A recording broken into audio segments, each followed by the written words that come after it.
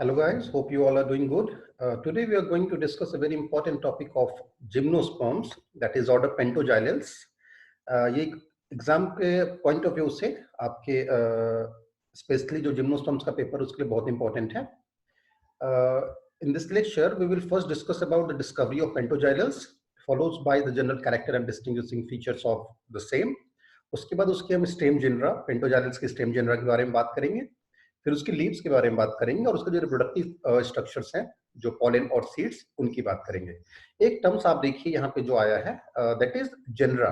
ठीक है, stem genera, leaf genera, seed genera, pollen genera. तो ये मैं आपको बताऊं कि होता क्या है कि जैसे देखो ये जिम्नोस्पर्म सा कोई प्लांट है.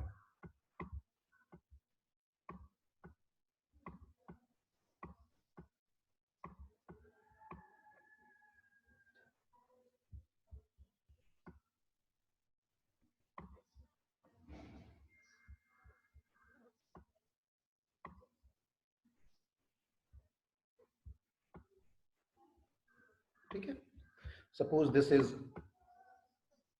root, this is leaf, this one is a stem,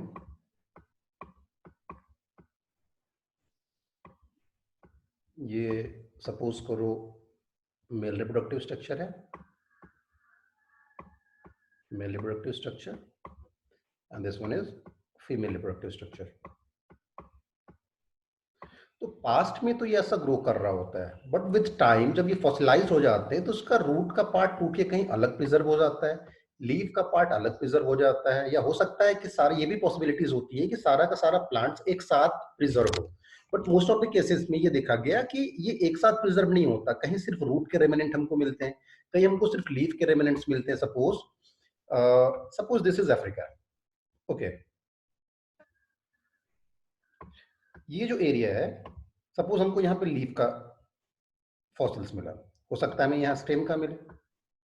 ये भी पॉसिबिलिटीज है कि यहाँ पे जो रिप्रोडक्टिव फॉसिल्स हैं वो इंडिया में मिले. तो ये सारे फॉसिल्स जब तक इनके कंप्लीट रिकंस्ट्रक्शन, जो कंप्लीट प्लांट है उसकी डिस्कवरी नहीं होता, उस टाइम के लिए उसको हम फॉर्म जेनरा कहते हैं.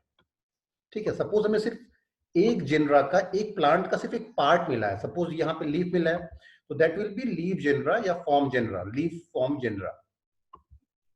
या यहाँ पे स्टेम मिला तो स्टेम जेनरा.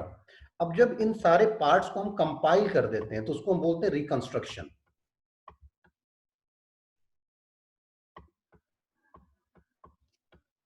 रिकंस्ट्रक्शन. आप इसको इजी वे में ऐसे समझो, सपोज हमारी कंप्लीट बॉडी आज से 1 बिलियन ईयर एगो पहले ग्रो एग्जिस्ट कर रही होगी. फिर हमारा क्या हुआ, फॉसिलाइजेशन हुआ, बट हमारा हाथ जो है वो किसी और पार्ट में प्रिजर्व हुआ, हमारा लेग कहीं और प्रिजर्व हुआ, हमारा हेड कहीं और प्रिजर्व हुआ. तो कोई साइंटिस्ट को हमारा हैंड मिलता है, बट उसको ये पता नहीं है कि ये हैंड एग्जैक्टली है किस बॉडी का, किस एनिमल का है. तो उस टाइम तक, जब तक कि कंप्लीट प्लांट की डिस्कवरी नहीं हो जाती, कंप्लीट प्लांट, कंप्लीट बॉडी का रिकंस्ट्रक्शन नहीं हो जाता, उस टाइम तक के लिए मेरे इस हैंड को वो हैंड जेनरा या कोई भी नाम दे सकते हैं. Suppose this is X, this leaf genera will be Y. और जब फाइनली उसको रिकंस्ट्रक्ट करके कंप्लीट प्लांट करेंगे, देन दे विल से कि यस दिस इज ये प्लांट है, ये एनिमल हुआ करता था. ठीक है, तो this is your form genre.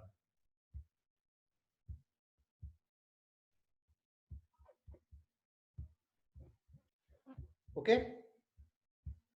सो देखो जो ऑर्डर पेंटोजाइलल्स है, it was first discovered by professor Birbal Sahni in 1948 from the Rajmahal hills of eastern Bihar and present day Jharkhand. ठीक है, professor Birbal Sahni was the eminent palaeobotanist of India, also known as father of palaeobotanist in India.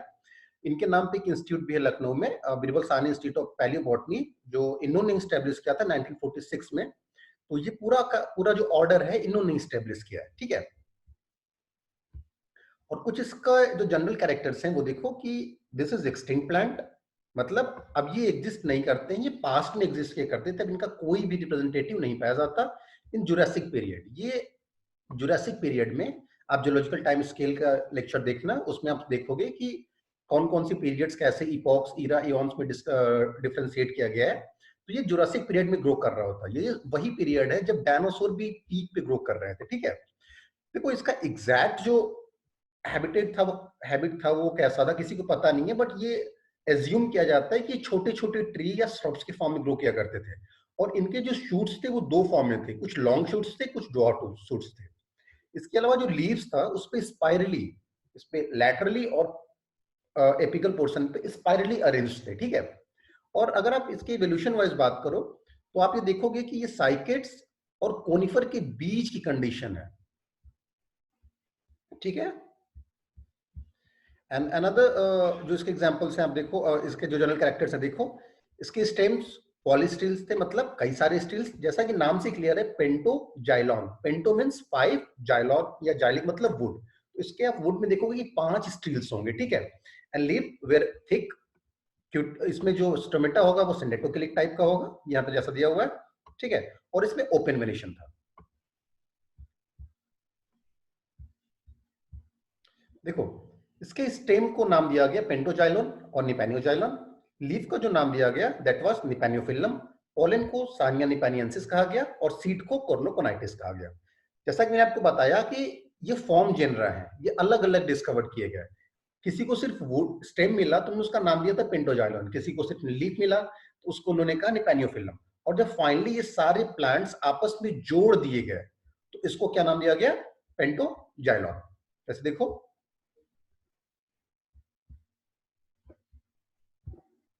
ये देखिए, ये leaf का leaf form है, ठीक है। और ये सब देखिए यहाँ पे ये जो स्ट्रक्चर है ये फीमेल फ्रक्टिफिकेशन है, ठीक है।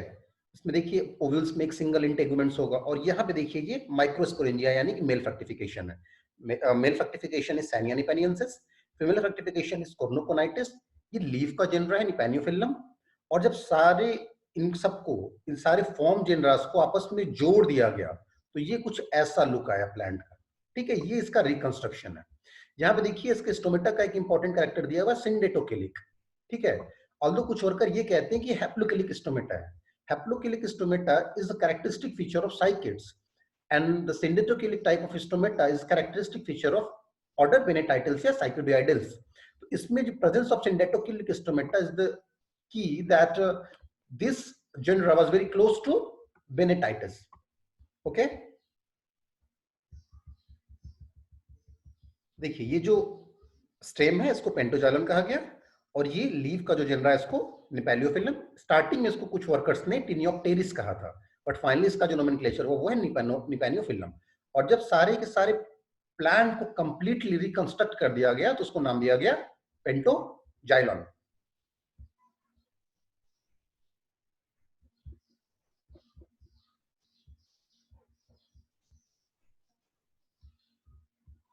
सबसे पहले देखिए स्टेम जेनरा पेंटोजाइलम साइनियाई। जैसा कि मैंने आपको बताया पेंटो मींस 5, जाइलम मतलब स्टील या वुड। तो this is characterized by 5 steles, ठीक है। आप उसका क्रॉस सेक्शन कट करोगे तो आप देखोगे कि इसके स्टेम में ऐसे 5 अलग अलग वेस्कुलर बंडल्स दिखेंगे आपको, ठीक है। इसलिए इसको बोलते हैं पेंटोजाइलम। और दूसरा जो इसका स्टेम जेनरा है वो है निपैनियोजाइलम। ये कैसे डिफरेंट था पेंटोजाइलम से, इसमें जो नंबर ऑफ स्टील्स थे ये कई सारे थे, लार्ज थे in comparison to Pentoxylon, as well as इसमें जो सेकेंडरी ग्रोथ था वो लेस डेवलप था। और निपैनियोफिलम को ये नाम क्यों दिया गया, क्योंकि ये एक विलेज है निपैनिया, निपैनिया चर्ट, वहां से डिस्कवर किया गया, ठीक है। और जो उसका डायमीटर था स्टेम का that was 3 millimetre to 2 centimetre. This is leaf genera निपैनियोफिलम।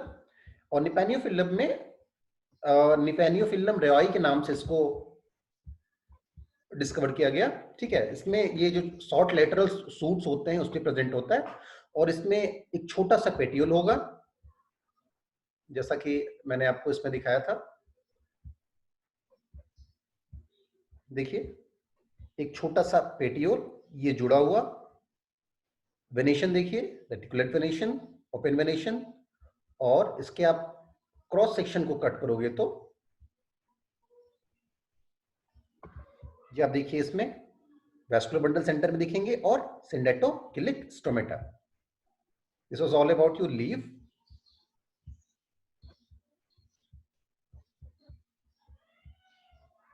ये देखिए, ये स्टेम, स्टेम में ये 5 stele system, 5 stele, lateral root, इसमें छोटा सा पेटियोल, मिडरिब, वेन्स और ये पूरा आपका लीफ का structure. Okay, this is all for this lecture.